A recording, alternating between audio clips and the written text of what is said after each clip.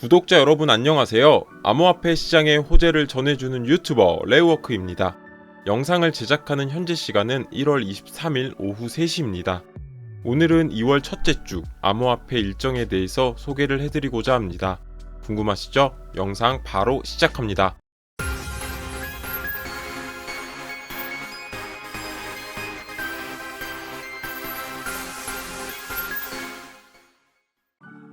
지난 영상에서는 1월 마지막 주 암호화폐 시장의 주요 일정과 호재를 업로드했습니다. 디센트럴랜드, 폴리곤, 스텔라 루멘을 보유하신 분들이라면 우측 상단에 카드를 눌러서 영상을 꼭 보시기를 추천드립니다. 지난 영상에 이어서 오늘은 2월 첫째 주 암호화폐 시장의 주요 일정에 대해서 알아보겠습니다. 처음으로 소개할 코인은 샌드박스입니다. 샌드박스는 블록체인 기반 메타버스 플랫폼입니다. 메타버스 내에서 사용자들이 디지털 자산을 직접 만들고 판매할 수 있는 동시에 다오를 통해서 탈중앙화되어서 운영되는 프로젝트입니다. 샌드박스에는 랜드와 같은 다양한 자산이 존재합니다. 샌드박스 생태계에서는 16만 6,464개의 NFT 형태로 존재하는 랜드가 구성되어 있습니다. 사용자들은 랜드 NFT를 구매하거나 판매하는 등의 활동을 통해서 소유할 수가 있습니다. 또한 샌드를 스테이킹하고 소비하여 다른 플레이어의 랜드에서 대회 혹은 이벤트를 주최할 수가 있습니다. 샌드박스 코인은 생태계 내에서 화폐, 거버넌스, 스테이킹의 용도로 사용되고 있습니다. 최근 샌드박스에 다양한 호재들이 발표가 되었는데 가장 먼저 소개해드릴 내용은 일본의 거래소인 비트뱅크 거래소에 샌드박스가 상장이 된다는 내용입니다. 비트뱅크의 경우 코인마켓캡 기준 세계 81위의 거래소이고 거래 수수료가 0%인 파격적인 혜택을 제공하고 있는 거래소입니다. 2014년도에 설립이 되어서 일본 내에 존재하는 최대의 암호화폐 거래소 중의 하나입니다. 과거 하이테크 브릿지 회사의 감사를 거친 결과 암호화폐 거래소 40여 곳의 보안 실태를 점검하였는데 크라켄과 함께 보안 최고 등급 A를 받은 거래소이기도 합니다. 일본 거래소는 상장 자체가 굉장히 어려운 편에 속하기 때문에 일본 거래소의 상장은 큰 의미를 갖습니다.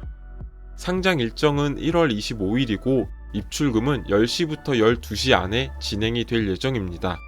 마켓 오더는 14시부터 가능하고 리밋 오더는 12시부터 진행이 될 예정입니다. 상장 펌핑을 위한 거래소 이체를 생각하시는 분들은 일정 참고하시길 바라겠습니다. 다음은 홍콩의 정보통신 업체인 PCCW가 샌드박스와 파트너십을 체결했다라는 내용입니다. PCCW는 샌드박스 내에서 PCCW 메타버스를 구축했다고 밝혔습니다. 유저들은 메타버스 세계에서 20개 이상의 미션을 수행할 수 있습니다. 그리고 PCCW는 게임화를 통해서 메타버스 세계 내에서 웹3 인재를 발굴하고 채용할 예정이라고 합니다. PCCW는 홍콩에 본사를 둔 글로벌 기업으로 통신과 미디어, IT 솔루션 등을 영위하고 있는 기업입니다. PCCW는 홍콩의 웹3 기준을 제시하는 데 있어서 주요한 기회가 될 것이라고 밝혔습니다. 그리고 CEO는 다음과 같이 언급했습니다. 기술 개발과 인재는 함께 가는 것이며 샌드박스 메타버스에서 직원을 모집하는 홍콩 최초의 회사가 된 것을 기쁘게 생각한다 라고 밝혔습니다. PCCW에 방문해서 게임도 진행해보시고 게임의 마지막 임무인 플레이 투 게더 잡 인터뷰를 성공적으로 완수하셔서 PCCW의 팀원이 되시면 어떨까 싶습니다. 메타버스 세계에서 정규 직원 채용이라니 세계가 많이 변화하고 있다는 생각을 갖게 되는 것 같습니다.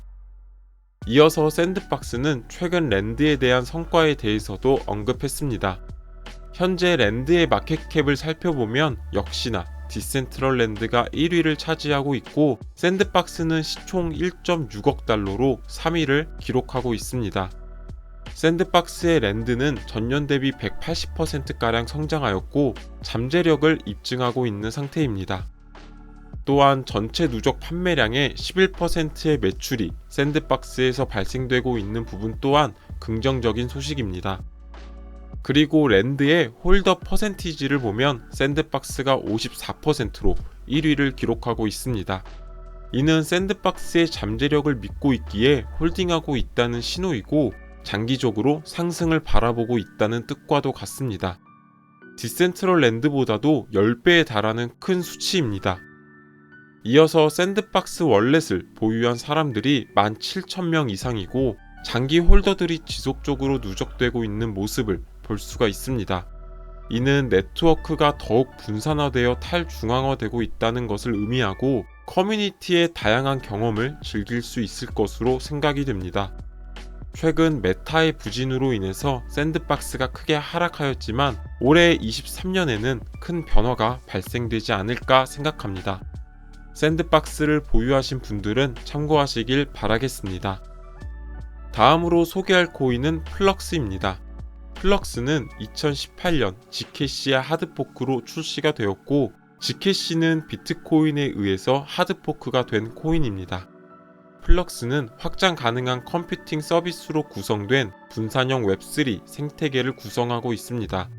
이를 통해서 환경에 구애받지 않는 개발 시스템을 제공하며 중앙 집중식 앱에서 웹3 분산 인터넷으로 원활히 전환할 수 있도록 생태계를 구성하고 있습니다.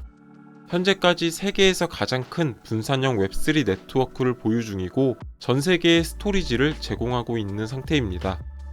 플럭스 코인은 채굴자에 대한 보상과 스테이킹의 참여 등에 사용이 되고 있습니다. 플럭스는 현재 코인원을 비롯한 빙엑스, 세계적인 거래소인 바이낸스에 상장이 되어 있는 상태입니다. 바이낸스에 상장이 된 만큼 기술력을 갖춘 코인이라고 볼 수가 있습니다. 플럭스가 2월 4일 반감기를 진행한다고 합니다. 현재 플럭스는 20년 8월 첫 번째 반감기 이후 블록당 75플럭스의 보상을 제공하고 있습니다. 이번에 두 번째 반감기를 맞은 플럭스는 블록당 보상이 37.5개로 감소하게 됩니다. 현재 플럭스는 GPU 채굴을 지원하고 있고 블록 보상의 50%는 채굴자에게 전달이 되고 나머지 50%는 생태계에서 사용이 되고 있습니다. 과거 비트코인의 반감기 차트를 보면 2013년에는 9218%가 상승했고 2017년도에는 2938%가 상승한 모습을 볼 수가 있습니다. 이번 플럭스 코인 또한 반감기로 인한 큰 수혜 종목으로 자리 잡지 않을까 생각해봅니다. 플럭스를 보유하신 분들은 일정 참고하시길 바라겠습니다. 다음으로 소개할 코인은 체인링크입니다. 체인링크는 블록체인 생태계 최대 규모의 탈중앙화 오라클 네트워크입니다. 오라클이란 온체인상의 스마트 컨트랙트가 정상적으로 구동하기 위해 필요한 외부 데이터를 블록체인과 연결해주는 미들웨어를 뜻합니다.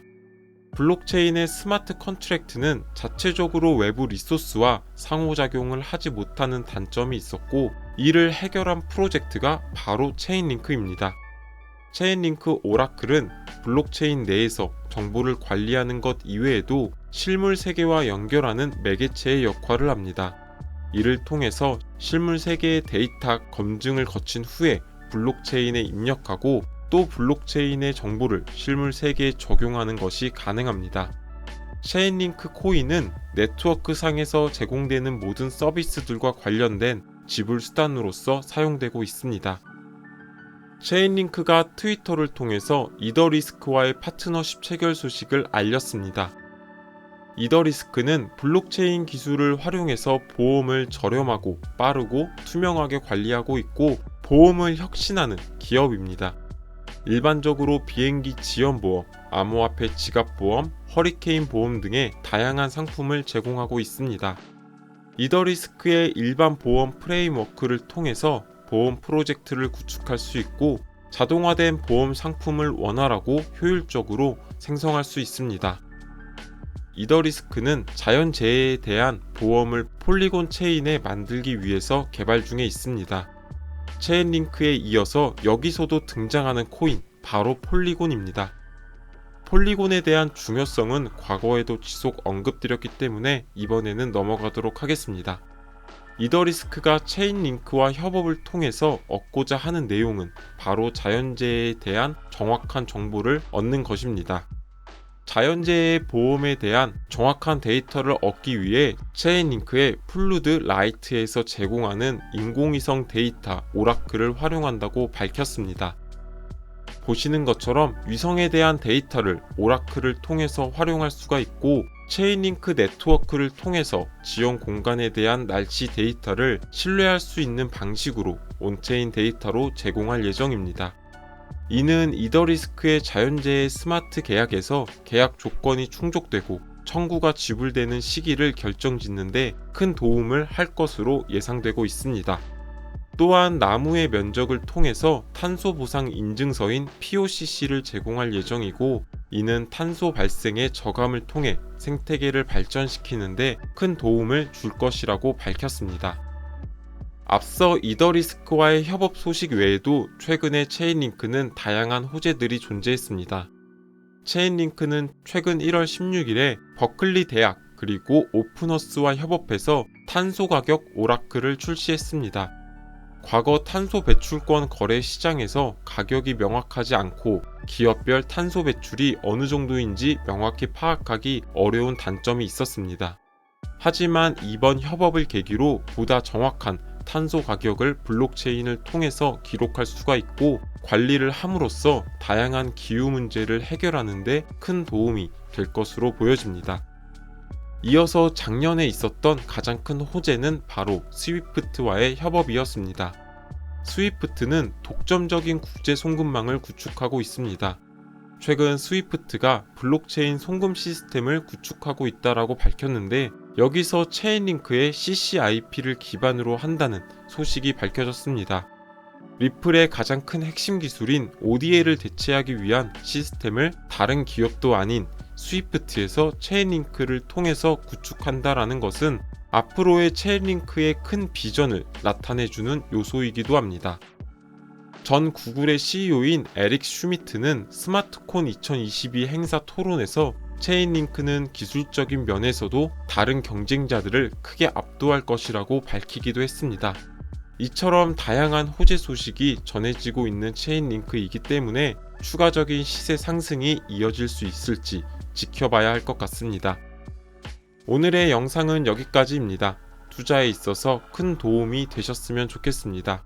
해당 영상이 도움이 되셨다면 구독과 좋아요 버튼을 눌러주시고 다음 코인 분석 때 뵙도록 하겠습니다. 시청해주셔서 감사합니다.